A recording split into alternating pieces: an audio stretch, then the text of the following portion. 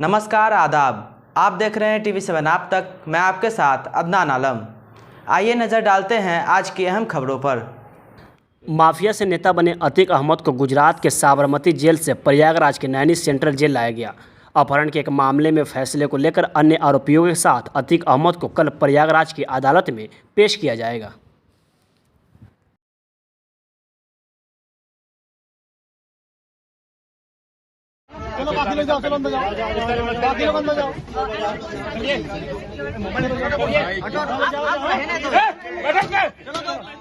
अडानी मुद्दे को लेकर विपक्षी दलों के सांसदों ने काला कपड़ा पहनकर संसद में गांधी प्रतिमा के पास विरोध प्रदर्शन किया।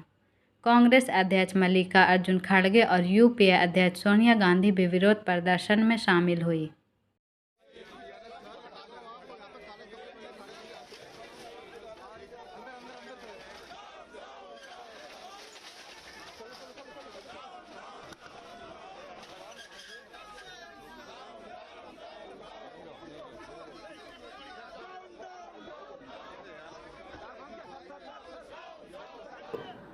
उत्तर प्रदेश सरकार द्वारा हर जनपद को रामनवमी मनाने के लिए 1 लाख रुपए देने के फैसले पर AIMIM प्रमुख असदुद्दीन ओवैसी सरकार पर निशाना साधते हुए कहा कि भारत का संविधान कहता है कि आप टैक्स के रुपयों को किसी विशेष धर्म का प्रचार करने के लिए इस्तेमाल नहीं कर सकते। आपने पिछले 5 सालों से मदरसों के अध्यापकों को पैसे नहीं दिए हैं। यह भाजपा का दोहरा मापदंड है। मेरा मानना है ये भारत के संविधान में जो सेक्युलरिज्म एक बेसिक स्ट्रक्चर का हिस्सा है, ये उसका वायलेशन है।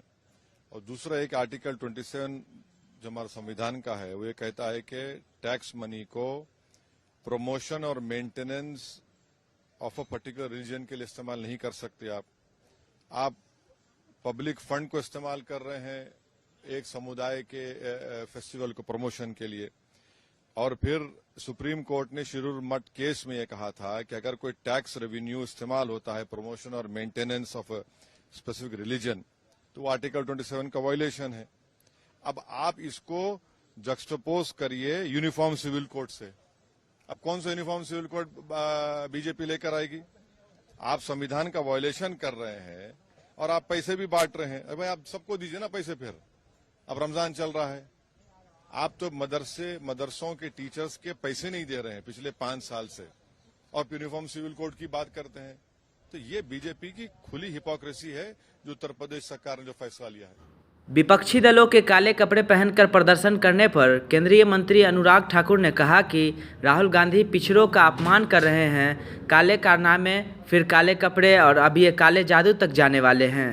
राहुल गांधी में इतना अहंकार है कि उन्होंने माफ़ी नहीं मांगी और कोर्ट के आदेश को भी नहीं माना। एक व्यक्ति की वजह से ये सत्र नहीं चलने दे रहे हैं। काम ये राहुल गांधी जी और कांग्रेस पार्टी लगातार करती रही। इनके काले कारनामे, अब काले कपड़े, ये काले जादू तक जाने वाले हैं, क्योंकि काले कारनामे छिप नहीं पाए।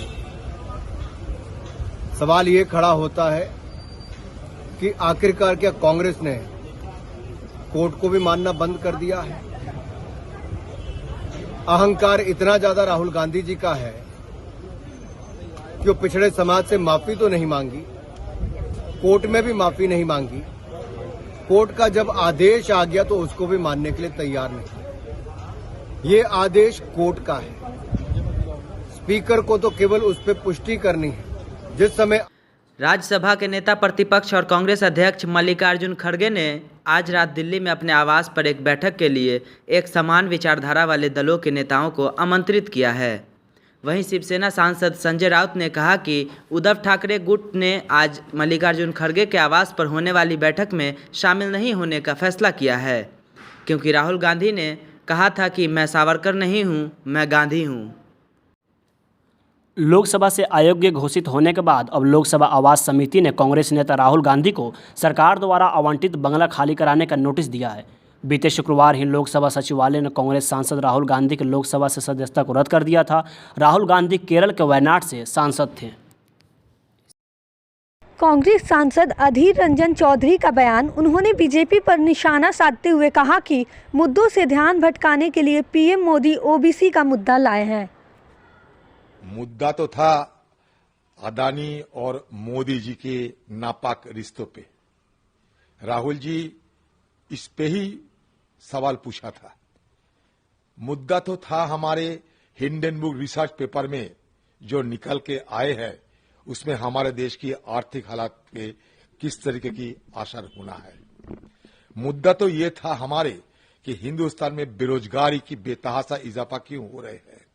मुद्दा तो था हमारे कि चीन की अतिक्रमण के खिलाफ हमारे सरकार अपना रुख क्यों नहीं अपना सकते। जब हमारे फौज तैयार बैठे हैं सीमा पे ये देश को सुरक्षा करने के लिए, तब चीनी अतिक्रमण क्यों ऐसा होते जा रहे हैं।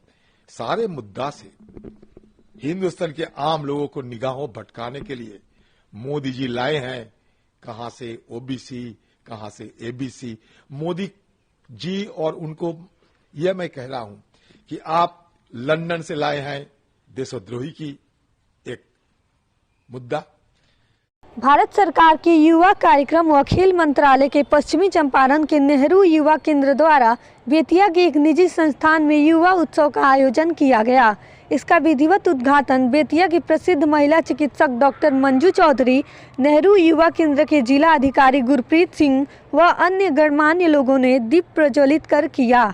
आज के इस युवा उत्सव कार्यक्रम में कई विद्यालयों व महाविद्यालय के 15 से 29 वर्ष के बच्चों ने भाग लिया, जिसमें पेंटिंग, भाषण, डांसिंग व गायन प्रतियोगिता रखा गया था। नेहरू युवा उत्सव मनाया जा रहा है, इस पे आप क्या बताएंगे? ये बहुत ही अच्छा प्रोग्राम है, इतना सशक्त माध्यम है, बच्चों को उनके विभिन्न प्रतिभाओं को सामने लाने का बहुत सशक्त माध्यम है ये। और मैं इसके लिए सभी को, आयोजक मंडल को और बच्चों को सबको बहुत आशीर्वाद देती हूँ। वो अच्छे से इतना बढ़िया से ऑर्गेनाइज कर रहे हैं और सफलता की कामना करती हूँ। राष्ट्रपति द्रौपदी मुर्मू राज्य के 2 दिवसीय दौरे पर कोलकाता पहुंची। राज्य के राज्यपाल CB आनंद बोस और मंत्री फिरहाद हकीम ने उनका स्वागत किया। इसी के साथ आप हमें दें इजाज़त। मिलते हैं अगली खबरों के साथ, तब तक बने रहें TV7 आप तक पर।